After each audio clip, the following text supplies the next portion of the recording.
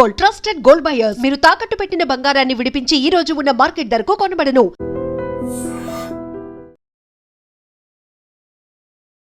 నమస్కారం, welcome to IT media. నేను మీ సంగీత. నోటీసులు సర్వ్ చేయకుండా అరెస్టు మాత్రం చేసేదే లేదు అని చెప్పేసి సుప్రీంకోర్టు చాలాసార్లు చెప్పినప్పటికీ పోలీసులు అదే విధానాన్ని మళ్ళీ రిపీటెడ్గా చేస్తుంటే రీసెంట్గా సుప్రీంకోర్టు మళ్ళీ కూడా స్పష్టం చేయడం జరిగింది. ముందుగా వారికి నోటీసులు సర్వ్ చేసిన తర్వాతనే అరెస్టులు అనేవి చెయ్యాలి, అంతే తప్పించి బలవంతంగా వారిని అరెస్ట్ చేయడానికి లేదు అని చెప్పింది. అది కూడా ఏదైతే 7 years వరకు జైలు శిక్ష అప్లికేబుల్ అవుతూ ఏవైతే సెక్షన్స్ వారిపైన ఎఫ్ఐఆర్లో పొందుపరచడం జరుగుతుందో దానికి సంబంధించి BNSS 35 సబ్ క్లాస్ 3 కింద నోటీస్ ఫస్ట్ ఇష్యూ చేసి ఈ యొక్క కారణాల వల్ల ఈ యొక్క సెక్షన్స్ కింద మిమ్మల్ని మేము మీకు నోటీస్ ఇవ్వడం జరుగుతుంది అని చెప్పేసి వారికి చెప్పాలి అని చెప్పడంతో పాటు నోటీసు సర్వ్ చేయాలి. ఒకవేళ నోటీసు తీసుకునే దానికి కానివ్వండి, పోలీసులకు సహకరించకపోవడం కానివ్వండి, పోలీసులను చాలా దుర్భాషలాడడం కానివ్వండి, అలాంటి సమయాలలో అరెస్ట్ చేయొచ్చు. కానీ పోలీసులకు సహకరించి నోటీసులు తీసుకొని కామ్గా వెళ్ళిపోతే మాత్రం వాళ్ళని అరెస్ట్ చేయకూడదు అని చెప్పేసి చాలా క్లియర్గా మెన్షన్ చేయడం జరిగింది.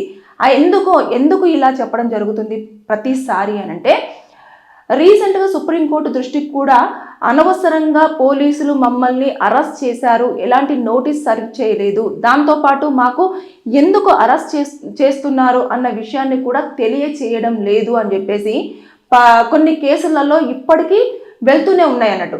అయితే ఆల్రెడీ గతంలో సుప్రీంకోర్టు చాలా స్పష్టంగా చెప్పింది, ఒక వ్యక్తిని అరెస్ట్ చేసేటప్పుడు వారికి ఒక పేపర్ మీద చాలా క్లియర్గా మిమ్మల్ని ఇందుకోసం అరెస్ట్ చేస్తున్నాము అని చెప్పడంతో పాటు ఒకవేళ బిలో అంటే 7 years వరకు జైలు శిక్ష, 7 years పైన ఉన్న వాళ్ళకి మాత్రం ఇమీడియట్గా అరెస్ట్ ఇష్యూ చేసుకోవచ్చు. కాకపోతే 7 years వరకు ఏదైతే జైలు శిక్షను అప్లికేబుల్ అవుతున్నాయో అలాంటి కేసులలో మాత్రం నోటీస్ తోటి మీరు సర్వ్ చేసి పలానా తేదీన మీరు కోర్టుకు రండి అని చెప్పేసి చెప్పడమే తప్పించి వారిని అరెస్ట్ చేయొద్దు అని చెప్పింది. ఎందుకు అనంటే దీనివల్ల అక్రమ అరెస్టులు అంటే ఎలాంటివి రుజువు లేకుండానే ఏమీ లేకుండానే అరెస్టులు చేయడం అనేది తగ్గిపోతుంది.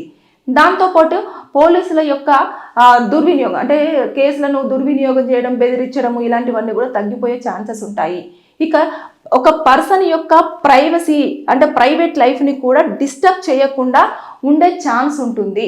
ఇకపోతే చట్టంలో కూడా ఉన్న రూల్స్ని క్లియర్గా పాటిస్తున్నట్టు ఉంటుంది అని చెప్పేసి ఇందులో స్పష్టం చేసింది. కాబట్టి ఇక మీదట ఎప్పుడైనా సరే మీ యొక్క ఎఫ్ఐఆర్ కాపీ అయిన తర్వాత వారిని అడిగితే ఇస్తే పోలీసు వారు దాంట్లో ఎన్ని ఇయర్స్ వరకు జైలు శిక్ష పడే ఛాన్సెస్ ఉంటుంది అని తెలిసిన తర్వాత పోలీసులు కంపల్సరీగా మీ ఇంటికి వచ్చేసి నోటీస్ సర్వ్ చేయాల్సి ఉంటుంది.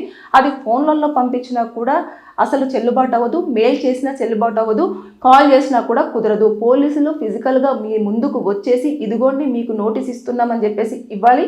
ఇన్ని పాయింట్స్లలో ఇన్ని పాయింట్స్ ఉన్నాయి, ఇదిగో ఈ కేసులు దీనివల్ల మిమ్మల్ని మేము మీకు నోటీస్ సర్వ్ చేస్తున్నాము, మీరు పలానా తేదీన కోర్టులో అటెండ్ అవ్వాలి, కోర్టు కానిస్టేబుల్ వస్తారు అని చెప్పేసి కూడా ఇవన్నీ మీకు క్లియర్గా ఎక్స్ప్లెయిన్ చేయాలి. సుప్రీంకోర్టు చాలాసార్లు ఈ యొక్క పాయింట్స్ అనేవి చెప్తూనే ఉంది. అయినప్పటికీ సరే కొంతమంది పోలీసులు మాత్రం కొన్ని ఏరియాస్లలో ఇప్పటికీ వీటిని పాటించకుండా ఉల్లంఘిస్తూనే ఉన్నారు. ఆ నేపథ్యంలోనే మళ్ళీ రీసెంట్గా సుప్రీంకోర్టు ఖచ్చితంగా మీరు దేంట్లో పడితే దాంట్లో అరెస్ట్ చేయడానికి లేదు, కారణం ఉంటేనే అరెస్ట్ చేయాలి, అది కూడా చాలా క్లియర్గా ఇలాంటి నోటీసులు సర్వ్ చేసిన తర్వాతనే మీరు అరెస్ట్ అనేది తప్పనిసరి పరిస్థితుల్లో మాత్రమే అరెస్ట్ చేయాల్సి ఉంటుంది అని చెప్పేసి అక్కడ స్పష్టం చేయడం జరిగింది. ఎందుకు అనంటే ఊరికేనే నా మాట వింటలేవా, నేను పిలిస్తే రావా, లేకపోతే నేను ఎన్నిసార్లు కాల్ చేస్తే నా కాల్స్ లిఫ్ట్ చేయకపోవడం ఏంటి అని చెప్పేసి ఎక్కడుంటే అక్కడికి రండి సార్ రమ్మంటున్నారు అని చెప్పేసి తీసుకొచ్చేసి జైల్లో కూర్చోబెడుతూ ఉంటారు. అలా కూర్చోబెట్టిన 24 hours మిమ్మల్ని కోర్టులో ప్రొడ్యూస్ చేయాలి. కోర్టులో ప్రొడ్యూస్ చేయలేదా మీ వాళ్ళు ఎవరైనా ఉంటే వాళ్ళు ఖచ్చితంగా మీరు లోకల్ కోర్టు మెజిస్ట్రేట్ దగ్గరికి వెళ్ళేసి ఇలా ఉన్నారండి అని చెప్పేసి మీరు కనుక ఒక ప్రైవేట్ కంప్లైంట్ కనుక రేజ్ చేశారనుకోండి, పోలీస్ స్టేషన్లో ఎవరైతే ఆ రోజు ఆ డ్యూటీలో ఉన్నారో వారందరిపైన కూడా సస్పెన్షన్ అంటే ఎంక్వైరీ కమిటీ వేయడానికి కూడా ఛాన్సెస్ ఉంటాయి. అది చాలా మందికి తెలియని విషయం. 24 గంటల్లో కంపల్సరీగా ఒక వ్యక్తిని కనుక జైల్లో పెట్టినట్లయితే కోర్టులో ప్రొడ్యూస్ చేయాలి. లేని పక్షంలో ఇంటికి పంపించేసి మళ్ళీ రేపు మార్నింగ్ రావాలి అని చెప్పేసి చెప్పాలి, ఒక షూరిటీ తీసుకొని పంపించాలి. కానీ ఇలాంటివి కూడా జరగదు. చాలా వరకు పోలీసులు పాటించలేకపోతున్నారు కాబట్టి ఎక్కువగా అక్రమ అరెస్టులు జరుగుతున్నాయి, అక్రమ కేసులు అవుతున్నాయి. అదేవిధంగా లేనిపోని వాటిలలో ఇరికించడం జరుగుతుంది అని చెప్పేసి బాధితులు ఎక్కువ సంఖ్యలో డైరెక్ట్గా హైకోర్టును అప్రోచ్ అవుతున్నారు. హైకోర్టులో వారి వాదన వినిపించినా కూడా పట్టించుకోకపోతే డైరెక్ట్ సుప్రీంకోర్టుకు వెళ్ళేసి కేసులు వేసుకోవడం అనేది ఈ మధ్య కాలంలో ఎక్కువగా జరుగుతున్న నేపథ్యంలోనే సుప్రీంకోర్టు ఎప్పటికప్పుడు అంటే లీగల్గా ఉన్న రైట్స్ ఎలాంటివి ఉంటాయి పౌరునికి అని చెప్పేసి అనేది స్పష్టం చేస్తూనే వస్తుంది. అయినప్పటికీ కూడా దాన్ని అడగడానికి భయపడుతున్నారు. పోలీసులు కూడా దురుసుగా బిహేవ్ చేయడమే ఇందుకు కారణం అని కూడా నేను చెప్పొచ్చు. అంటే నేను ఇక్కడ నిల్చొని లేదంటే నేను ఇక్కడ ఉండి చెప్పొచ్చు, కాకపోతే బయట సిచ్యువేషన్ వేరే ఉంటుంది. పోలీసులు సహకరించరు, చెప్పరు, ఇబ్బంది పెడతారు అని చెప్పేసి అనేవారు. సింపుల్, మీరు ఏమీ వారితో గొడవ పెట్టుకోవద్దు, ఏమీ చేయొద్దు. మీరు అక్కడ ఏం జరుగుతుందో దాన్ని దూరం నుంచి ఒక వ్యక్తి రికార్డ్ చేసి దాన్ని తీసుకొచ్చి మెజిస్ట్రేట్ ముందు చూపించారనుకోండి, ఒక ప్రైవేట్ కంప్లైంట్ రైజ్ చేసి తర్వాత తీసుకోవాల్సిన చట్టప్రకారమైన చర్యలు వారిపైన తీసుకోవడం జరుగుతుంది. అలా కాకుండా మీరు గొడవలు చేసేసిన తర్వాత అనుకోండి, ఆయన ప్రభుత్వ ఉద్యోగి, యూనిఫామ్లో ఉంటారు, చేసుకున్నారో లేకపోతే కాలర్ పట్టారో లేకపోతే దుర్భాషలాడో అంటే మీ పైన కేసులు ఫైల్ అయ్యే ఛాన్సెస్ ఉంటాయి. కాబట్టి ఎప్పుడైనా సరే ఇక మీదట మీకు ఒక రైట్ వచ్చింది, గుర్తుపెట్టుకోండి. 7 years వరకు గనక జైలు శిక్ష అప్లికేబుల్ అవుతూ మీ పైన గనక ఎఫ్ఐఆర్లు ఫైల్ చేసి ఉంటే ఖచ్చితంగా మీకు BNSS 35 subclause 3 ప్రకారంగా ఖచ్చితంగా నోటీస్ అనేది సర్వ్ చేసిన తర్వాతనే మిమ్మల్ని అరెస్ట్ చేయాల్సి ఉంటుంది. అంతే తప్పించి ముందుగానే ఏమీ చెప్పకుండా వచ్చేయి అని చెప్పేసి అరెస్ట్ చేయడానికి లేదు. వాళ్ళు అరెస్ట్ చేయాల్సిన, ఒకవేళ పోలీసులకు ఎదురు తిరిగి లేకపోతే వారిని ఇబ్బంది పెట్టినట్లయితే వారు నోటీస్ సర్వ్ చేయకపోయినా కూడా అరెస్ట్ చేసి తర్వాత నోటీస్ మాత్రం కంపల్సరీగా ఇష్యూ చేయాలి. ఈ నోటీస్ ఇవ్వకుండా మాత్రం అరెస్టులు జరగవద్దు అని చెప్పేసి సుప్రీం కోర్టు స్వయంగా స్పష్టం చేసింది. కాబట్టి ఈ రైట్ మీకు అందరికీ ఉంది. ఎవరైనా దీన్ని పోలీసుల దగ్గర నుంచి అడిగి తీసుకునే అంత రైట్స్ మీకున్నాయి. ఇది గుర్తుపెట్టుకోండి.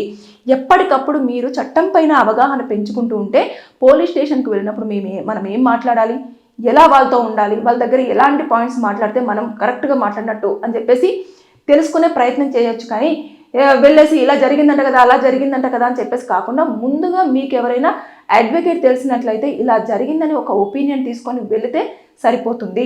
అంతే. పోలీసులు ఇలా అంట కదా రఫ్గా మాట్లాడద్దు, చాలా నీట్గా మాట్లాడితే వాళ్ళు కూడా మాట్లాడే అవకాశం ఉంటుంది. వాళ్ళు రఫ్గా మాట్లాడితే ఖచ్చితంగా మీరు కంప్లైంట్ చేయడానికి కూడా ఉంటుంది.